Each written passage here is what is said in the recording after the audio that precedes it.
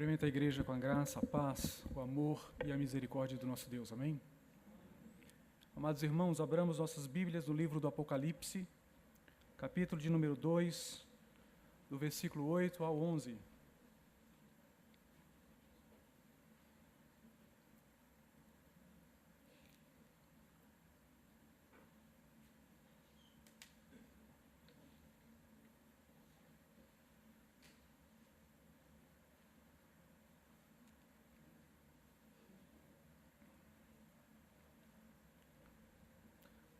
Livro do Apocalipse, capítulo 2, dos versículos 8 ao 11. Diz assim a palavra do Senhor. Ao anjo da igreja em Esmirna escreve: estas coisas diz o primeiro e o último, que esteve morto e tornou a viver. Conheço a tua tribulação, a tua pobreza, mas tu és rico, e a blasfêmia dos que a si mesmos se declaram judeus e não são, sendo antes sinagoga de Satanás. Não temas as coisas que tens de sofrer.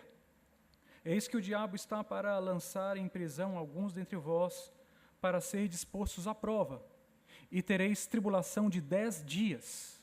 Ser fiel até a morte, e dar-te-ei a coroa da vida. Quem tem ouvidos, ouça o que o Espírito diz às igrejas. O vencedor de nenhum modo sofrerá o dano da segunda morte. Vamos orar, queridos.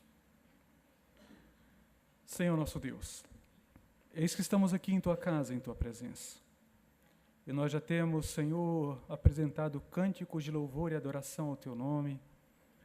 Já temos, Senhor, participado da comunhão dos santos.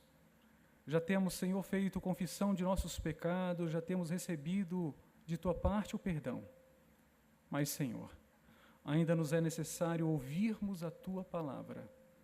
Então fala conosco, Senhor. Fala porque precisamos ouvir e conhecer aquilo que Tu tens para nós. Porque a Tua palavra é bússola, nos aponta para o norte, o caminho a seguir. Sê com Teu povo, Senhor, nesse momento.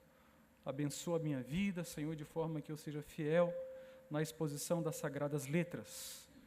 Abençoa o Teu povo neste momento tão precioso na vida da Tua igreja, visto que a proclamação da palavra é meio de graça para as nossas vidas. Faz assim, Senhor, no nome de Jesus. Amém. O título do sermão desta noite é Esmirna, entre a vida e a morte. Esmirna, entre a vida e a morte. A palavra Apocalipse significa remover o véu, revelar, desvendar. Desvendar o passado, as coisas que viste, de Apocalipse 1, do versículo 1 ao 18.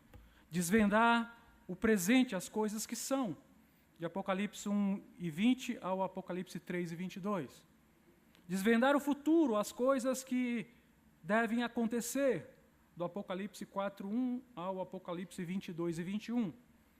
O Apocalipse é revelação de Jesus Cristo dada por Deus para a igreja por intermédio de um anjo ao apóstolo João.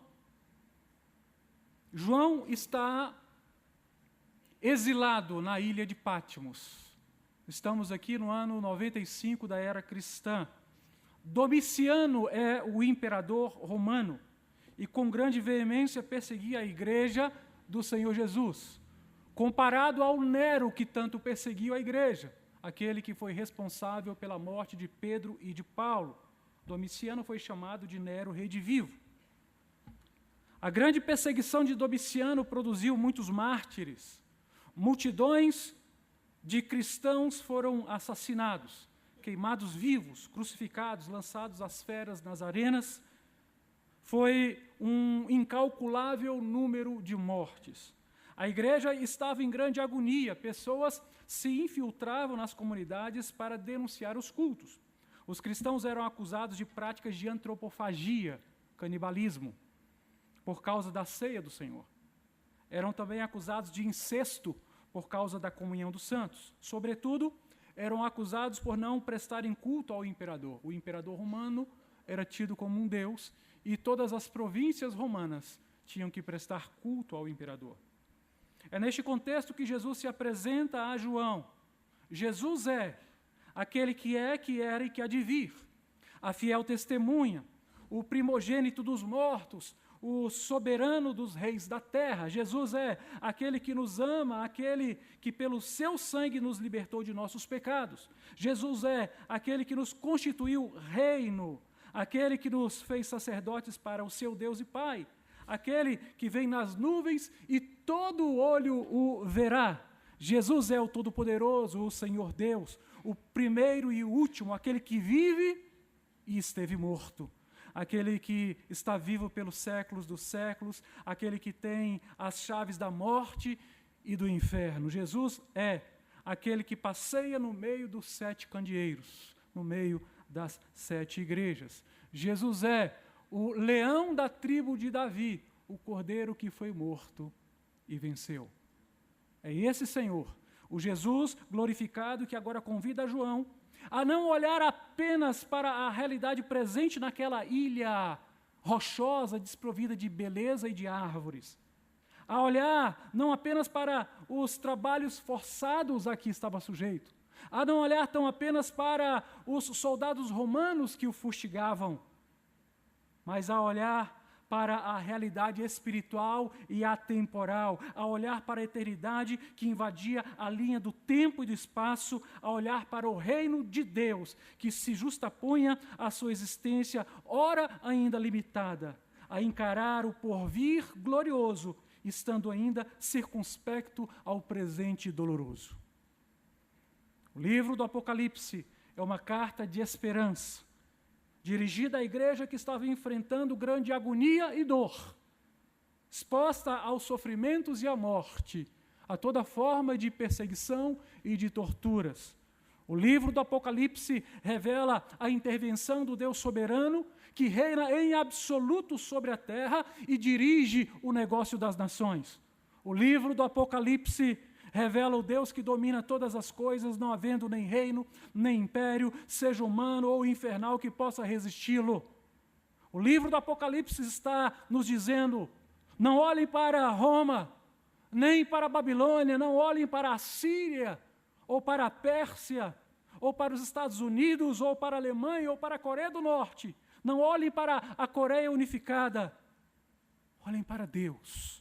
Ele, em Cristo Jesus, porque Ele é o Rei dos Reis, o Senhor dos Senhores, e está absolutamente reinando sobre a terra. Ninguém pode resistir o Senhor, o Todo-Poderoso. Amém? Uma carta de esperança a uma igreja perseguida, uma carta de esperança a um povo que está sofrendo. O livro do Apocalipse está dizendo: não temam nem a vida, nem a morte, porque eu sou o Deus que garante a vossa existência. Palavras do Senhor. A temática da carta a Esmirna é a vida e a morte. Por isso Jesus se apresenta como o primeiro e o último, como aquele que esteve morto e tornou a viver. Este é o domingo da igreja perseguida, um dia de intercessão pelos cristãos perseguidos ao redor do mundo. Estima-se que 215 milhões de cristãos estão sofrendo algum tipo de hostilidade por causa da fé que professam em Cristo Jesus. Com base na carta a Esmirna, nós gostaríamos de abordar nessa noite a realidade da perseguição à igreja, que se iniciou em Atos dos Apóstolos, no capítulo 4, com a prisão de Pedro e de João, e se estende até o dia de hoje. Agora, o que faz a verdadeira igreja de Cristo enfrentar, inclusive, a perseguição, estando sujeito até a morte? O que faz a igreja amar tanto o Senhor e o Evangelho, ao ponto de ser entregues às feras? Essa pergunta que nós queremos, debruçando no texto bíblico, estudar nessa noite. O texto de hoje nos apresenta algumas verdades e nós vamos abordar 3 delas. Por que a igreja suporta o sofrimento, a aflição, a perseguição? Em primeiro lugar, porque a vida não se encerra com a morte. Repita comigo. A vida não se encerra com a morte. Versículo 8 diz: ao anjo da igreja em Esmirna escreve: estas coisas diz o primeiro e o último, que esteve morto e tornou a viver. Quem escreve à igreja é aquele que morreu na cruz do Calvário, que venceu a morte e está vivo. Quem escreve é aquele que possui as chaves da morte e do Hades. É aquele que vive e que tem a capacidade de dar vida ao seu povo. A igreja de Esmirna conhece e confia no Senhor, por isso se dispõe inclusive a sofrer por Cristo, até mesmo enfrentando a morte. Entenda, queridos, a palavra Esmirna significa mirra. Em Mateus, no capítulo 2, versículo 11, os reis magos vieram do Oriente para adorar o menino Jesus. E lhe trouxeram 3 ofertas, 3 presentes. Em grego, Crisós, Líbanos e Esmirnas. Repito, Crisós, Líbanos e Esmirnas. Ouro, incenso e mirra. Ouro, incenso e mirra. Mirra, uma planta aromática e medicinal de aroma agradável e de gosto amargo.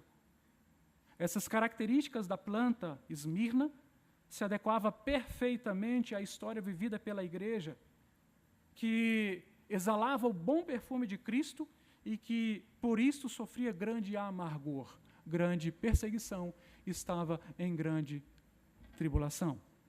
A cidade de Esmirna, de acordo com Simon Kistemacher, possuía, naquela circunstância, cerca de 250 mil pessoas.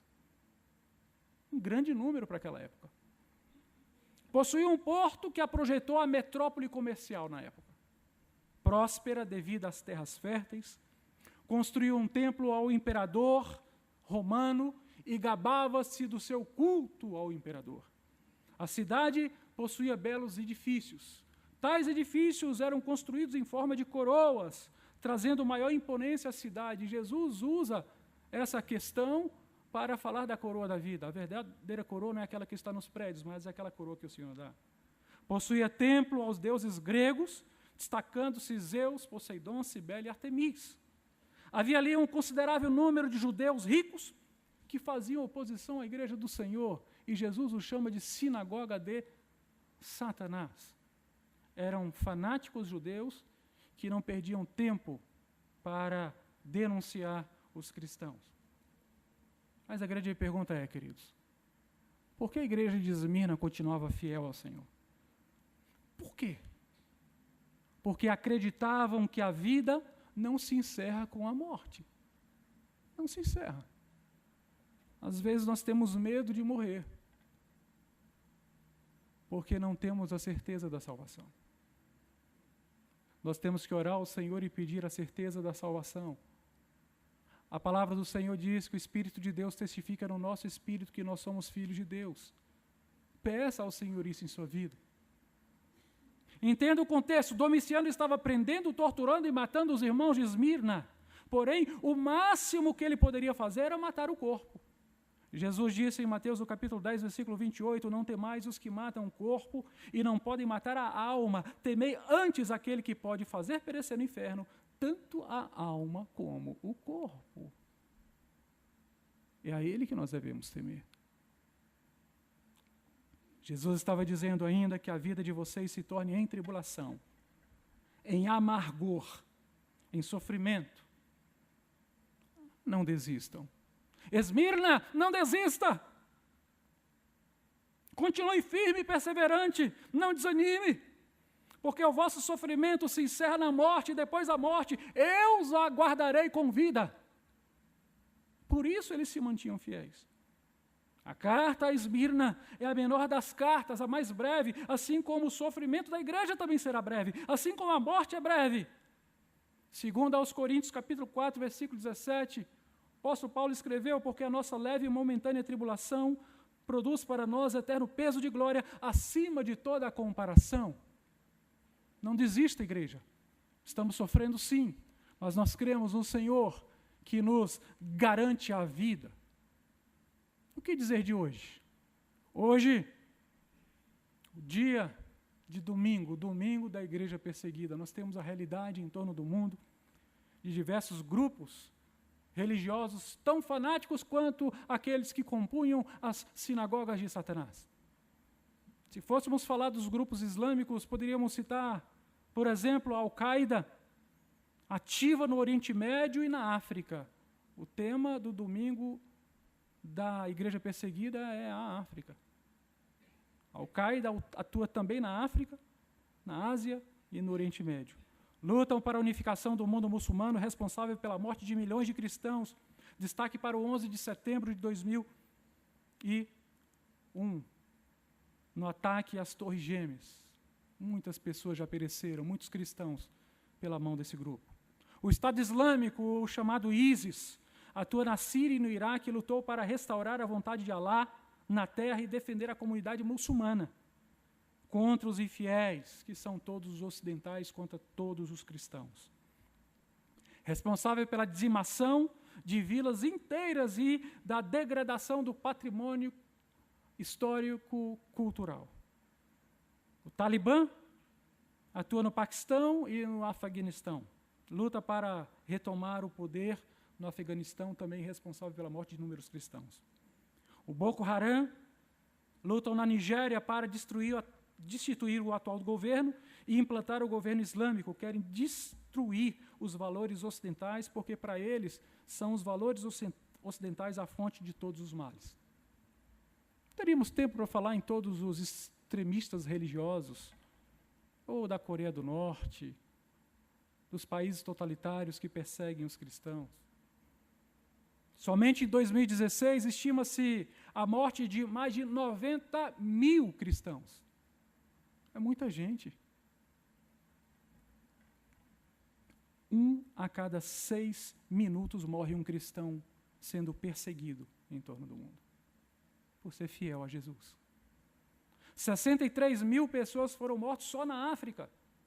27 mil foram mortos em atentados terroristas. Hoje, há mais de 500 milhões de cristãos que não podem professar livremente a fé em Cristo. Isso tem que mexer comigo e com você. Isso tem que nos falar algo.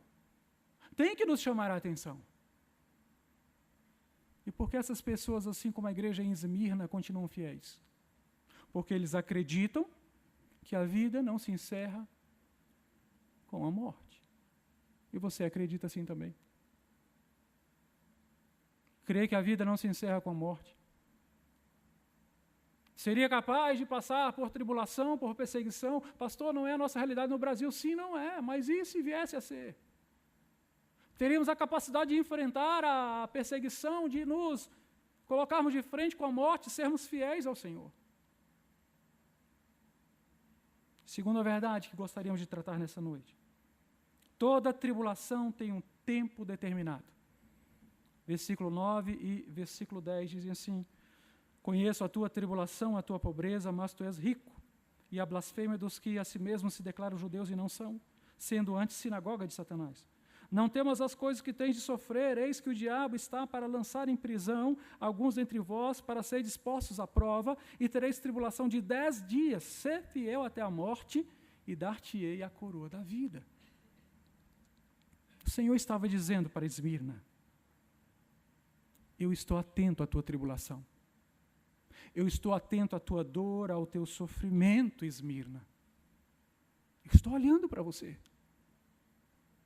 Ele, o Senhor, conhecia a pobreza dos irmãos. A palavra grega para pobreza é a palavra pitocheia.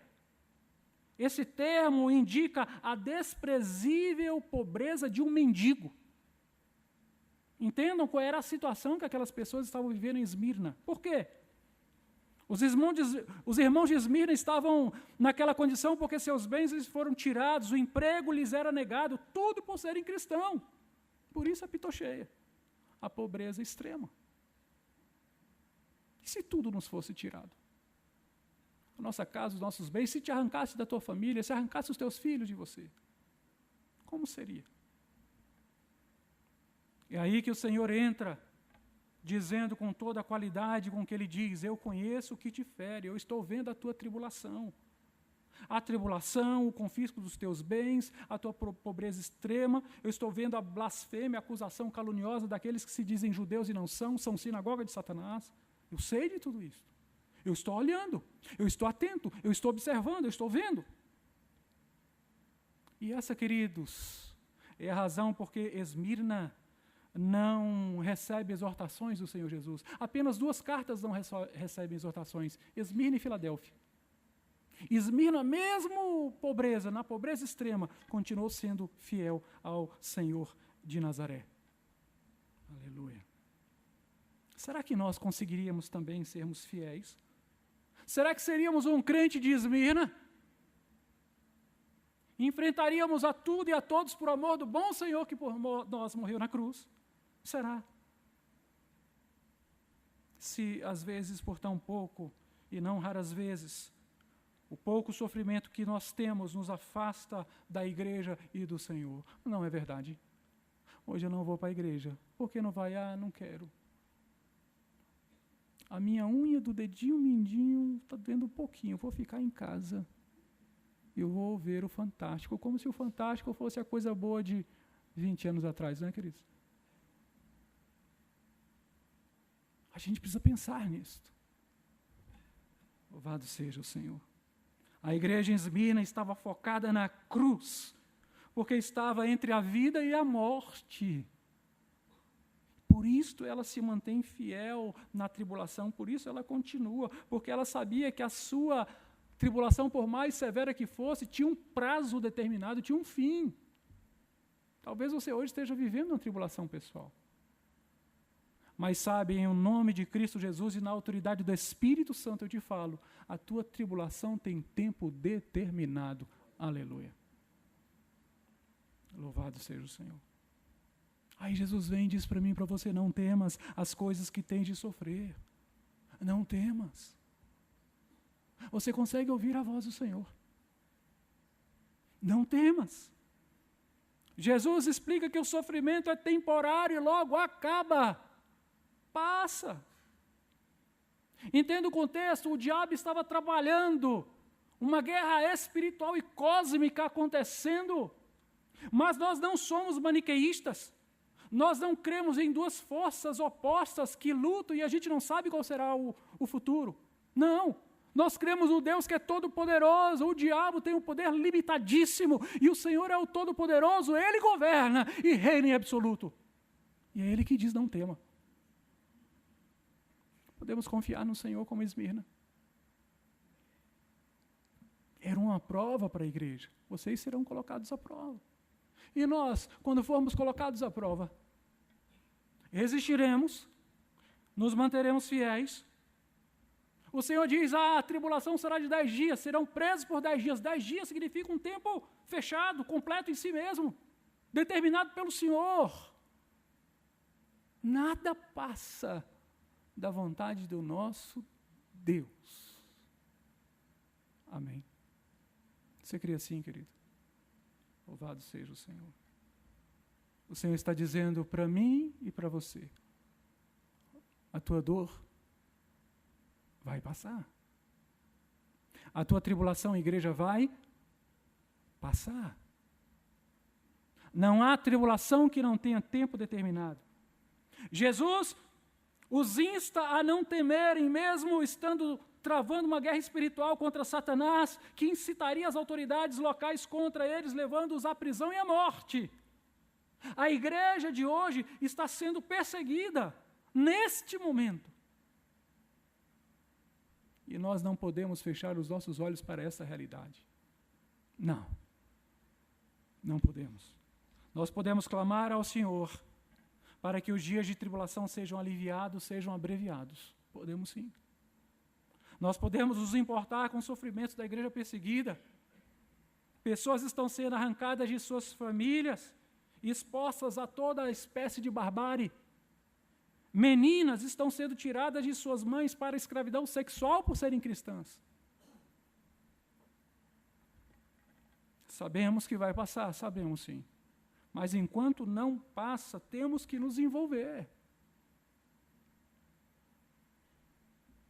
A questão é, por que essa igreja continua fiel? Essa igreja é perseguida? Porque sabem que vai passar, que a tribulação uma hora acaba, que não vai durar para sempre. Louvado seja o Senhor. Agora olhe para a nossa realidade. Olhe para a sua vida. A nossa realidade não é a pobreza. Muito menos não é a pobreza extrema. A nossa realidade é de fartura. Pelo menos a realidade da nossa igreja local, a nossa realidade é de fartura. Possuímos fartura de alimentos, fartura de roupas, fartura de sapatos, fartura de lençóis e de cobertores. Possuímos teto que nos abrigue, às vezes até mais de um. Possuímos carro que nos transporte, às vezes mais do que 2 ou 3. Podemos sair de férias, conhecer o mundo. A nossa realidade é diferente. Nada disso é problema. Não pense que é problema, não é. Podemos sim desfrutar de todos os bens que o Senhor nos dá. O problema estará se essas coisas roubarem o nosso coração. Se essas coisas embotarem a nossa visão, turvarem a nossa visão e não nos deixarem mais perceber as coisas espirituais, e aqueles que sofrem, e aqueles que padecem, e aqueles que morrem por amor do Senhor Jesus. O problema estará se nos esquecermos que, embora a nossa realidade seja amena, existe uma igreja que está morrendo por amor de Jesus.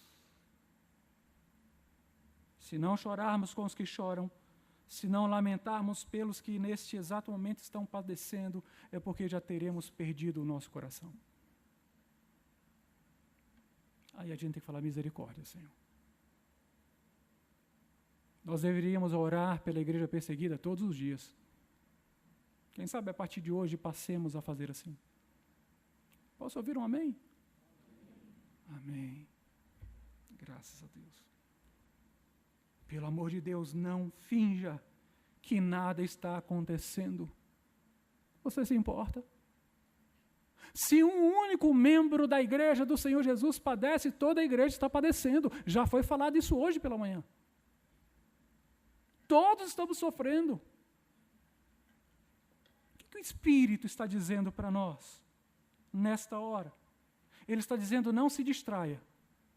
Não se distraia, não perca o foco. A igreja em Esmirna manteve o foco. Não se distraia. Há muito lixo virtual por aí. Não se distraia.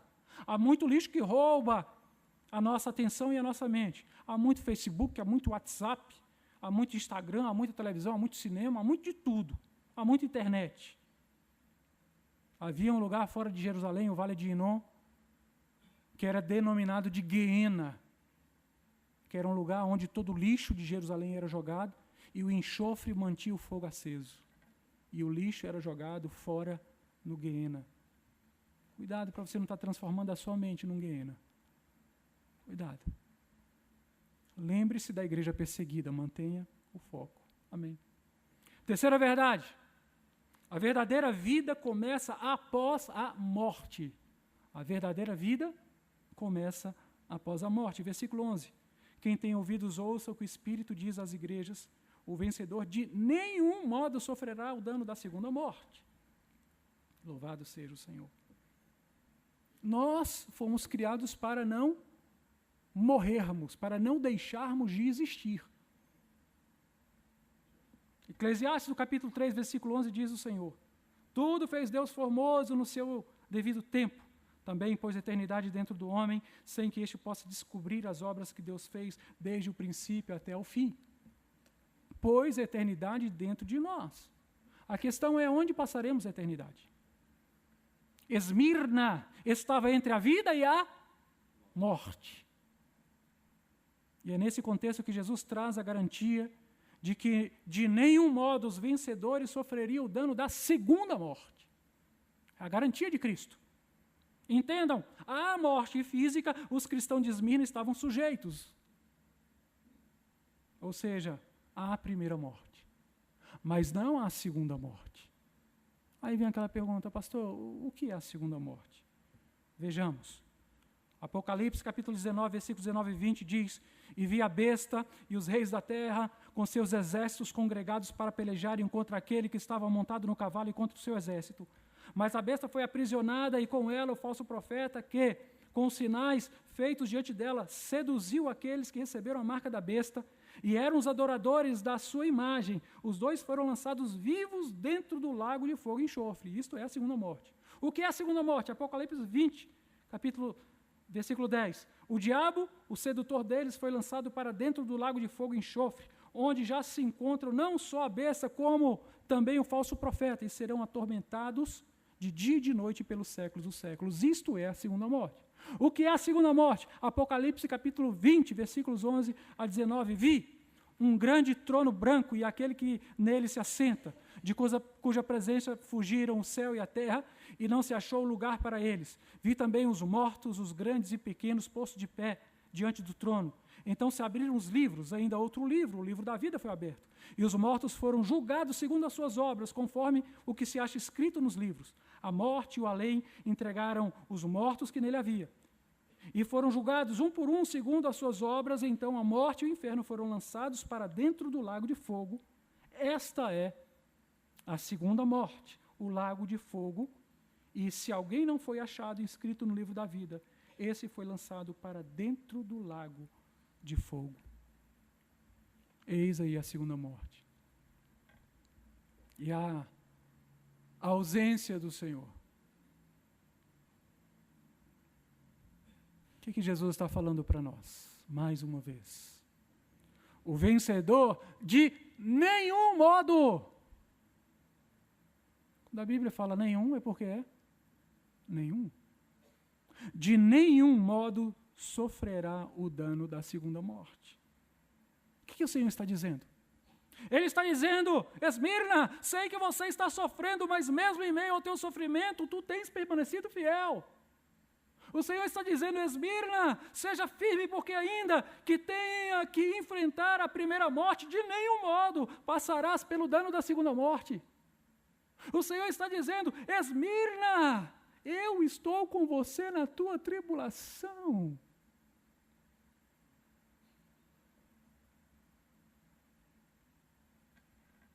A garantia para a igreja em Esmirna era que a verdadeira vida começa com a morte. E ela tinha essa vida garantida na pessoa de Cristo. E você tem também, meu querido. Sabia disso? Há pessoas que entendem que o ser humano é igual um passarinho, morreu, acabou, né? Não, nós não somos assim. A vida, a verdadeira vida, começa depois da morte, com o Senhor. Por isso que o sofrimento do cristão ao perder um ente querido, Paulo explica muito bem, a gente não sofre como os pagãos. Porque não tem esperança, o pagão quer se jogar junto no caixão e ser enterrado junto, me leva também. O cristão não. O cristão sabe que nós, dentro em breve, estaremos todos juntos com o Senhor. Sofremos com esperança, sofremos sim, porque não fomos criados para a morte. Mas sofremos com esperança, porque temos o empenho da palavra do Senhor Jesus. Eu gostaria de concluir esse sermão, queridos, contando a história de um dos mártires da igreja de Esmirna. Seu nome? Policarpo. Policarpo foi bispo da igreja de Esmirna. No dia 23 de fevereiro do ano de 155, Policarpo foi queimado na fogueira, vivo, por causa de sua condenação, por servir a Jesus e não prestar culto ao imperador. Os soldados que prenderam Policarpo em casa ficaram impressionados pela atitude cordial em que os recebeu. Policarpo os convidou para entrar, eles se sentaram. Então o bispo de Esmirna pediu que eles permitissem que ele orasse por 1 hora. Ele orou por 1 hora, depois se apresentou novamente e foi conduzido até a arena de Esmirna.